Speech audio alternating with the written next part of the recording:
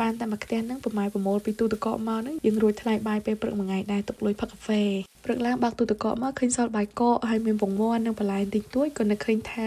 ថ្ងៃហ្នឹងធ្វើបាយឆាពងមាន់ញ៉ាំតែម្ដងទៅឥឡូវខ្ញុំចាប់ផ្ដើមឆាបាយយកតែម្ដងគឺខ្ញុំដាក់ខ្ទះមួយឲ្យរាងក្តៅសិនហើយដាក់ប្រេងមកល្មមបន្ទាប់មកទើបដាក់ខ្ទឹមសបំពងឲ្យឡើងឈ្ងុយសម្រាប់ខ្ទឹមសហ្នឹងគឺអាស្រ័យទៅលើយើងចូលចិត្តទេចូលចិត្តច្រើនដាក់ច្រើនចូលចិត្តតិចដាក់តិចពេលដែលខ្ទឹមឡើងឈ្ងុយល្អហើយខ្ញុំក៏ចាក់ពងមាន់ចូលតែម្ដងពងមាន់ខ្ញុំប្រើរាងច្រើនដោយសារខ្ញុំចូលចិត្តពងមាន់ច្រើនអញ្ចឹងខ្ញុំដាក់6គ្រាប់ពេលដាក់ពងមាន់ចូលហើយយើងចាប់ផ្ដើមកូរច្បល់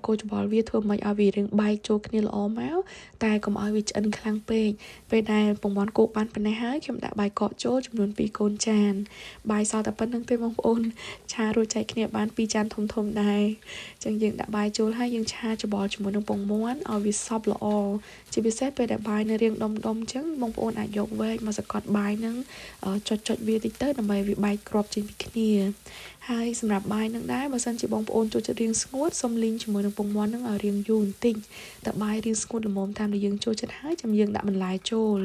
ហើយបន្លែក៏ដូចគ្នាដែរដាក់ក៏បានអត់ក៏បានសម្រាប់ខ្ញុំមានតែការ៉ុតហើយនិងខ្ទឹមបារាំងទេអញ្ចឹងហាន់តូចៗដាក់វាចូលទាំងអស់